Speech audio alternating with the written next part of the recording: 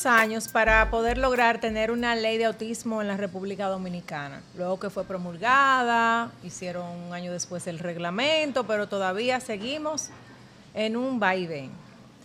Tenemos un invitado en el día de hoy que hizo una excelente propuesta cuando estuvo en el Congreso, a su paso por el Congreso, y obviamente el proyecto de ley estuvo, se introdujo.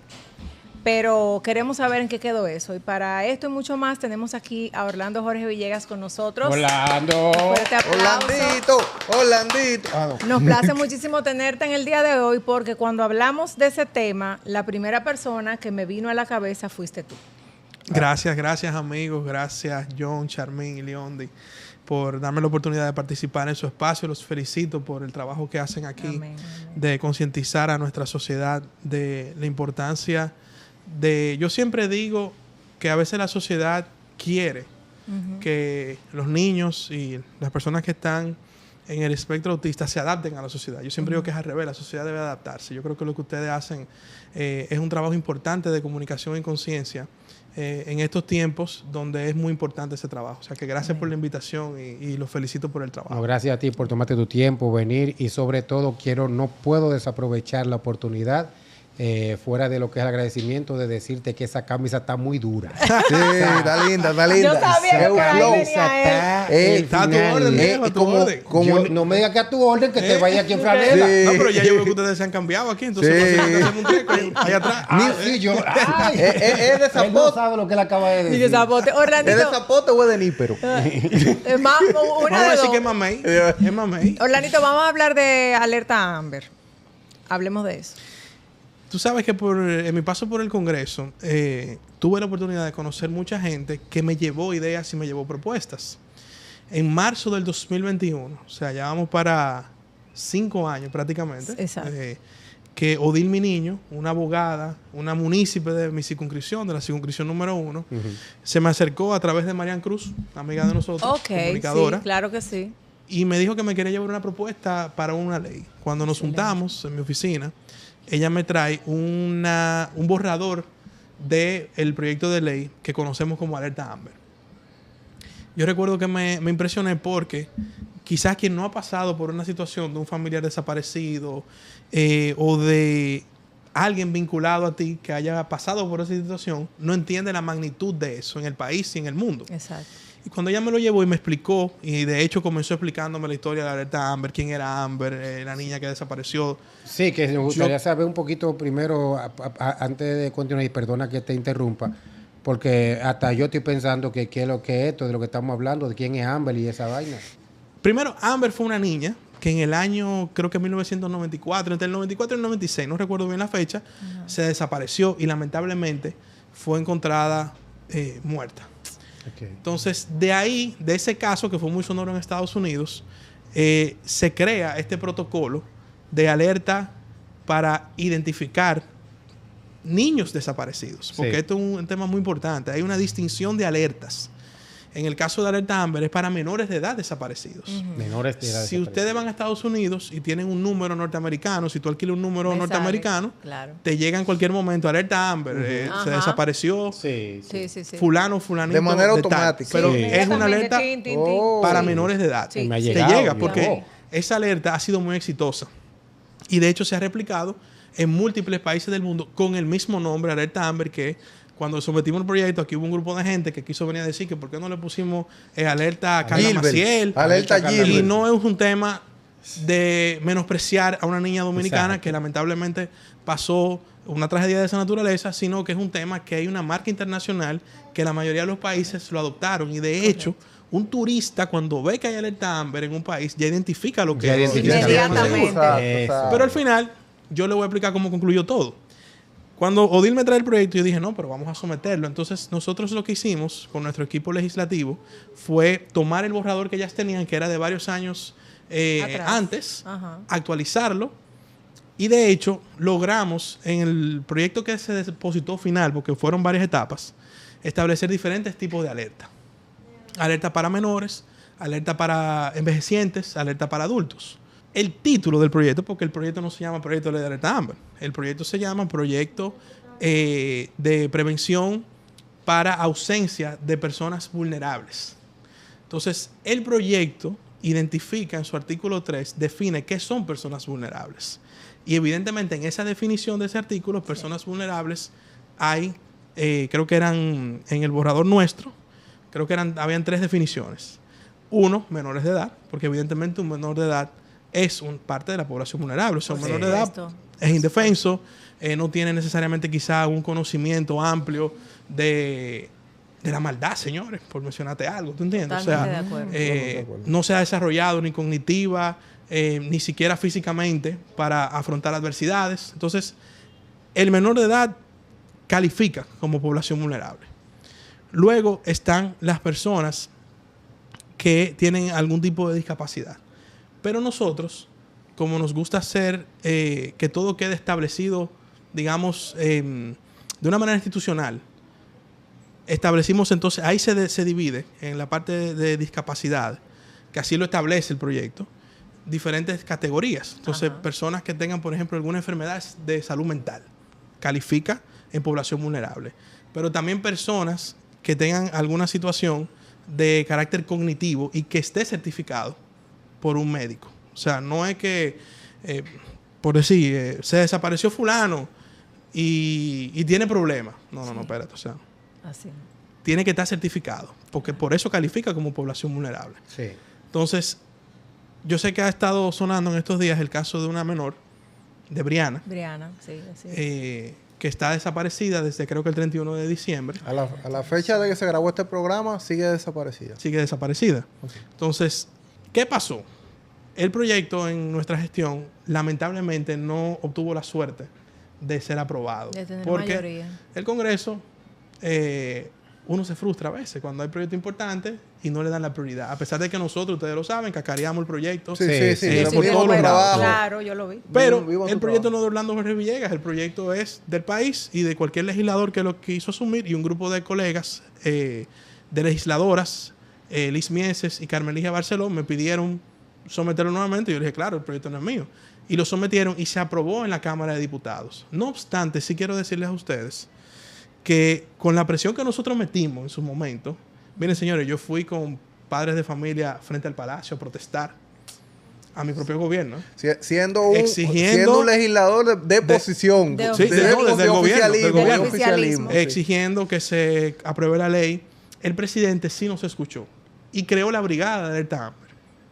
O sea, independientemente de la ley, de una manera con mayor celeridad, él creó esa brigada que funciona en la Policía Nacional, pero que está en varias instituciones. Por eso ustedes ven que en el caso de esa menor, si mal no he leído, la fiscal Olga Diná ya se encuentra procediendo con una investigación.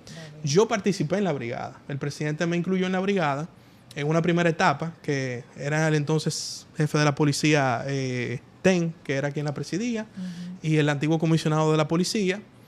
Ya con el nuevo jefe, o el jefe actual, el director, perdón, ya no es jefe, el director de la policía, se modificó un poco la composición, pero sí tengo que decir que se avanzaron en protocolos para poder identificar, en el caso de los menores, que estuviesen desaparecidos. Y la brigada hizo diferentes tipos de pruebas con casos reales del protocolo. Ahí asesoraron autoridades norteamericanas con la alerta Amber. Hubo un grupo de aquí que viajó a Estados Unidos a entender cómo funciona la alerta Amber.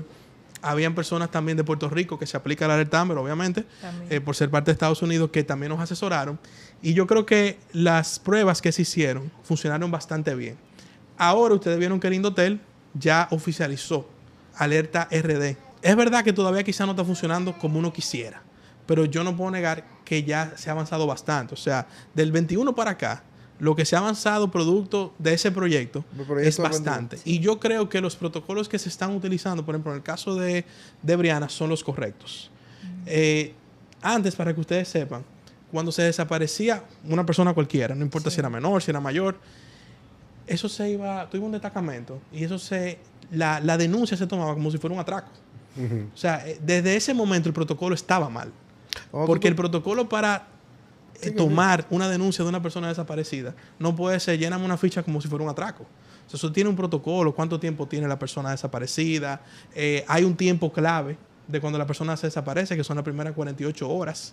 porque en ese tiempo es posible encontrarlo con mayor agilidad si se hace la denuncia correctamente. Sí. Correcto. Todos esos detalles no existían. La unidad de desaparecidos de la Policía Nacional no tenía ni 10 policías, señores, para el país entero. Para el país entero. Entonces, cuando tú vienes a ver todas esas cosas, tú dices, claro que se desaparece una gente y es difícil encontrarla, porque no hay las herramientas humanas ni técnicas para hacerlo. Todo eso, con nuestra propuesta de ley, con la brigada que implementó el presidente de la República y ahora las alertas que el Indotel ha establecido, tengo que decir que ha mejorado. Pero, Y son, con tan pero buena- son de ayer. O sea, me doy a entender. Las alertas RD empezó ahora, ese Sí. proyecto. O sea, 2025, 2026. La alerta RD se lanzó el año pasado, correcto. Del 2025. Se lanzó el año pasado. O sea, sí. estamos hablando de un proyecto nuevo porque nosotros hemos tenido casos aquí. Cerramos el año con un joven desaparecido, Gilbert. con Gilbert, ¿verdad? Sí. Y la mamá estuvo por aquí y nos dio el testimonio de que le tomaron la denuncia, pero no hubo una acción inmediata. Claro, estamos hablando de un adulto con la condición, porque hay que hablar claro, ¿verdad? No fue un niño, pero sí entra dentro del marco de, Sí, de claro, población claro. vulnerable. Sí, claro. Entonces, tal vez fue que, y eso te estoy pidiendo más una asesoría para que todos los que nos ven sepan cuál es el procedimiento para que la alerta sea de apoyo inmediato, porque ella no recibió ese apoyo, esa madre que estuvo aquí, durante 6 días que estuvo Gilbert desaparecido. Mira, la alerta RD se lanzó, pero como te decía, no necesariamente se está aplicando como uno quisiera. Ok. No porque no exista la voluntad, sino porque se está haciendo por etapas. Vuelvo y repito, señores, veníamos de un sistema de denuncia que era como que tuvo un destacamento, denunció un atraco y habían 10 personas en un departamento. Algo muy importante también, mira, el principal aspecto de nuestro proyecto de ley, que fue en lo que se basó la brigada para operar y se basó el mismo proyecto de ley que se sometió recientemente, es algo esencial. Mira, por ejemplo, esa madre que tú mencionas. Imagínate que hace 4 años ya fuera a poner esa denuncia. Se encuentra con un policía en un destacamento. Ah, sí, dígame, ¿dónde fue? ¿Qué pasó? Como si fuera un atraco. Pero eso va a un departamento de 10 policías. Sí. ¿Qué nosotros pusimos en el proyecto de ley? Que en esencia de todo, había que trabajar para que no solo la policía fuera el encargado de la denuncia.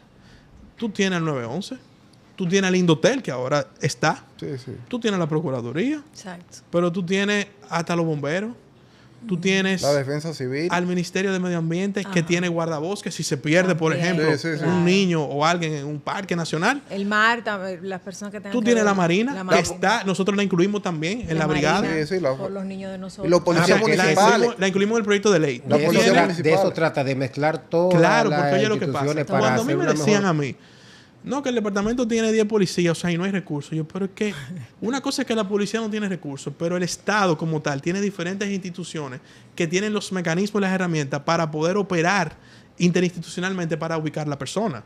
Porque, por ejemplo, el rol de Indotel. El Indotel ahora mismo quizás es la institución que lleva la voz cantante con alerta, porque además es quien coordinó con las telefónicas el envío de los mensajes, pero también tiene las señales de antena. Porque Sí. si una persona, Sí, sí. ¿dónde tú la viste?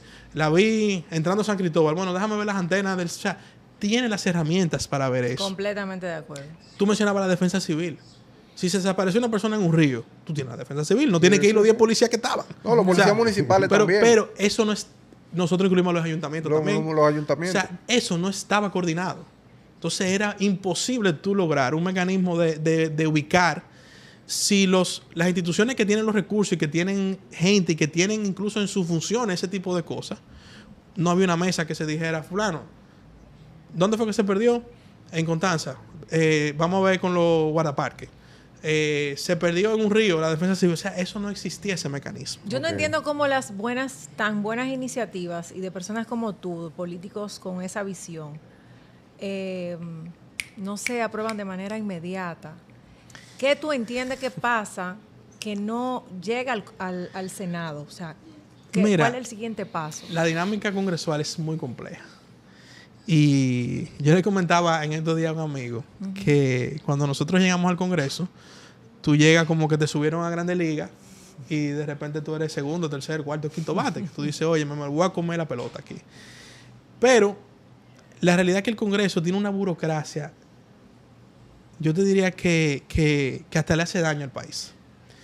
Porque como se ralentizan los proyectos, es una manera que tú te frustras. Es normal, porque si tú tienes un objetivo, tú tienes todo a tu favor, en sentido de que el proyecto es bueno, tiene la opinión pública a favor, tiene legisladores a favor, tú dirás, bueno, esto debería correr suerte muy rápido. Pero esa burocracia... Mira, yo recuerdo que, acuérdense que en el Congreso, tú sometes un proyecto y en 2 legislaturas, si no se aprueba, perime, o sea, deja de existir. Sí. Así es. Yo lo sometí 2 veces al Altamber. La segunda vez que la sometí fue para una comisión que nunca se reunió. Ay, Dios, qué batalla, ¿eh? Tú dices, pero ¿y entonces? O sea, nunca Qué se reunió. bobo. Lo que pasa es que ahora... Yo te iba a preguntar que es muy bonito todo, pero ¿por qué no está funcionando? No. Y ya yo estoy entendiendo. Pero mira, qué bobo, algo qué importante. Porque mi gran satisfacción, aunque en mi gestión el proyecto no se aprobó, sí yo me llevé la satisfacción de que el país conoció la necesidad Claro. de ese proyecto. Y ahora se aprobó porque la presión que ejerció la ciudadanía, que ejercieron los medios de comunicación, que ejercieron todas esas familias que lamentablemente han tenido una tragedia de esa naturaleza. Que tenemos 2 la tragedias. cogieron ahora. Tenemos 2 tragedias 2025, que es el del niño en Jarabacoa. Y hay que hablar, tú sabes, el caso que para que nuestra audiencia sepa, aquí en República Dominicana, que no es internacional, se han perdido 2 niños que han sido un referente, que han puesto en el tapete la necesidad de esta alerta. Han puesto el caso del niño de Jarabacoa y ahora la niña en Inver. Yeah. Entonces, tú tuviste una visión 3 años antes. Más que mi visión, fue de una ciudadana Fue una ciudadana, exacto. que tuvo la valentía de volver a tocar una puerta. Y nosotros, como te decía, me chocó mucho el hecho de que nadie le hacía caso. Y además hacía parte de nuestros ejes de trabajo. Y es un tema país, no es un tema de Orlando, no es un tema sí. de ese grupo de damas que encabezaba Odil. Es un tema país. Me recordé ahora, dentro de esas instituciones que yo les mencioné a ustedes, que nosotros colocamos en el proyecto de ley, está el C5I. C5I es una institución de las Fuerzas Armadas. Claro, sí. Son 5C. No recuerdo ahora. El todas las C5. C. El C5. Es un centro, para ponerlo en palabras llanas, es un centro importante de monitoreo de las Fuerzas Armadas. Era una cosa... a nivel de o sea, lo que es la frontera, los aeropuertos, los lugares estratégicos del país y también mucho trabajo de inteligencia se maneja ahí. Cuando se desapareció Alexander Sanz, ustedes recuerdan ese caso, yo creo que él era menor, no recuerdo bien ahora, pero creo que él era menor de edad. Creo que tiene 17 años, ¿verdad? 16 años. Sí. O sea, aquí me acompaña Derian Mejía, que fue mi jefe de gabinete en el Congreso. Nos reunimos con su madre y a su madre la llevamos al C5I. Como parte de los esfuerzos que hicimos para intentar dar con el paradero de él, claro. La llevamos al C5I y recuerdo y le agradezco también al coronel Randolfo Rijo que nos invitó al 911 para también darnos apoyo en ese caso. Sí. Entonces, yo creo que es algo que se fue construyendo, que la gente fue aprendiendo. Te digo, yo mismo no conocía la importancia de lo que era la alerta Amber. Y hoy día, gracias a Dios, estamos más avanzados. De que puede ser más ágil, sí puede ser más ágil. Totalmente. De que puede ser más eficiente, sí lo puede ser.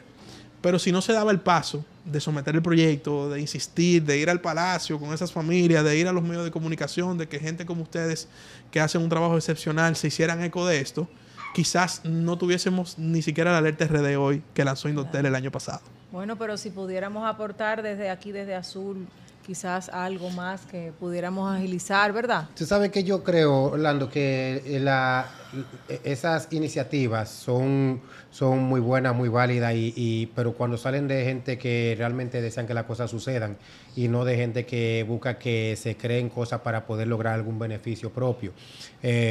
Yo me imagino que al momento de ustedes que cuando están dentro de lo que es esa cúpula de toma de decisiones, de sometimiento, etcétera, reciben muchos ataques de gente que cree que es para ustedes poder lograr algo que les pueda generar algún ingreso. Y yo pienso que cuando se logra tener uno, por ejemplo, ahora mismo eso que tú dices que se ha logrado, que se está trabajando de tal o cual manera, pienso que hay gran parte del no funcionamiento es la dejadez, de la falta de voluntad, el no hacer la cosa porque realmente queremos, sino porque no estamos ganando un sueldo. Y yo quiero instar a que si alguien quiere pertenecer a un tipo de de institución, de movimiento, que lo haga porque realmente desea. Por ejemplo, yo siempre he aplaudido a la gente de la defensa civil, que son gente que están ahí con su polichecito mamey. Y los bomberos también. Y los bomberos, que son que están haciendo sus cosas porque realmente quieren hacerlo. Sí, no están sí, esperando de que de aquí me voy a ganar tanto ni nada de eso. Sí. Entonces, si logramos, si se lograra detectar esa población deseosa de que las cosas sucedan, yo creo que podríamos combatir esa dejadez del que hace la cosa por un beneficio. Yo creo que el país tiene una oportunidad en cuanto a que la sociedad se suma a tener vocación de servicio. Yo recuerdo que hace ya, en el 2013, yo fui a la boda de una prima mía en Pensilvania. Tiene toda su vida viviendo allá. Ellos viven en un campo de Pensilvania que se llama Richland. Campo americano de verdad, Richland. Dilo, se llama? Leondi. Salud. Richland. Pero un campo americano de verdad. Mi tía, te quiero y te adoro, pero tú sabes que es un campo. Bueno, Y Richland. en el día de su boda, un tío mío se dio unos traguitos de más. Y yo iba atrás de él en el carro después de la boda y él chocó Ay. en una curva contra unos arbustos. Pero era un camino, no era una carretera, pero como había muchos arbustos, tú pudieras pensar que era una carretera, pero había muchas casas. Y yo recuerdo cuando él chocó, como a 3 casas, salió un señor que era bombero. Pero ese no era su trabajo, o sea, él era bombero de vocación de servicio. Y él automáticamente vio, ellos tienen un sistema de alerta en la comunidad de cuando hay accidentes. Y él le llegó a él porque esa noche le tocaba a él estar atento a cualquier cosa. En 10 minutos ese señor salió. Me acuerdo que salió hasta sin camisa porque estaba durmiendo. La alerta le llegó, él salió, nos ayudó a darle reversa al carro, a resolver cualquier situación que se dio y nosotros seguimos por ahí mismo. Tú dirás, ¿y qué necesidad tiene ese señor de levantarse, de ayudar a una gente que él ni conoce? Vocación de servicio. Pero si, a pesar de que Estados Unidos quizá un país que en los últimos años ha entrado como el mundo en una decadencia social, sí tengo que decir que es un país que ha trabajado la vocación de servicio de la gente. Y yo creo que a nosotros como país nos falta eso que tú mencionabas. No, aquí tener un poco más de corazón. Sí. Y no tanto interés. Es que Aquí, la gran aquí te dan mayoría- los primeros auxilios de una vez. Los primeros Sí, auxilios. sí, Los primeros auxilios de un accidente. Bueno, hay No, un- Te dan los grabar. primeros auxilios. el caso lamentable de esta niña de Estéfora, ¿verdad? Se llamaba la niña que falleció en Santiago.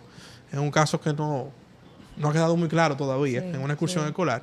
De las cosas que más me dolieron de ese caso fue la indiferencia La indiferencia. cuando vieron que ella estaba pasando por una situación. O sea, nosotros Y la lamentablemente... veían Yo sufriendo yo hago y- un ejercicio que ahora mismo la ley está en el Senado, ¿verdad? El proyecto Sí, está en el la ley está Senado. en el Senado porque también, aparte de las 2 jóvenes legisladoras que mencioné, el senador Cholitín también sometió un proyecto. Entonces, procedimiento legislativo, lo que se hace es fusionar los 2 proyectos. Exacto. Entonces, lo que no tiene uno... Como se hizo eh, con la ley de autismo cuando estaba el proyecto de ley y otro, ¿verdad? Sí, Se Claro, porque fusionaron. en el caso de la ley de autismo, creo que el autor original era Franklin Rodríguez, Sí. el senador. No recuerdo si era él, pero... diputada. No. Era la diputada. No, Una pregunta y que disculpen. ¿Qué intereses hacen que un proyecto como este se tome tiempo para que se apruebe? El de Alerta Amber, tú Sí. dices. Mira, yo creo que no hay un...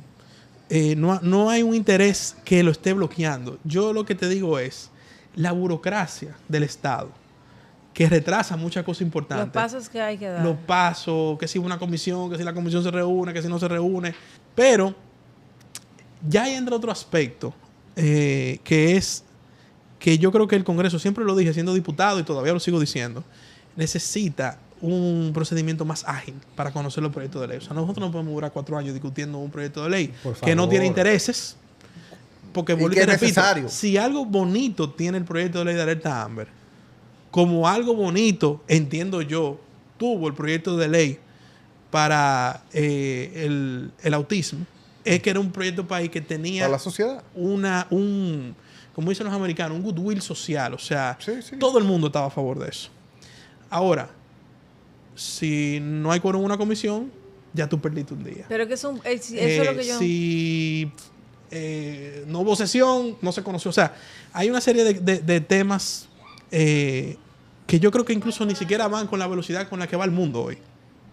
Y hay gente que dirá, no, pero espérate, tampoco el Congreso puede ser como un tuit. No, es verdad que no, pero debe de haber algo que permita que esto no dure tanto, que estos sea proyectos más no se ágil. retrasen. Gracias. Porque es que hay leyes, yo entiendo que, yo no sé, hay cosas que se hacen. Yo dije el Instituto del Coco. Y aquí hay leyes que tú la ves, y tú hay cosas que tú la ves, y yo digo, ¿pero qué es esto, señores? aguja. ¿Qué es esto?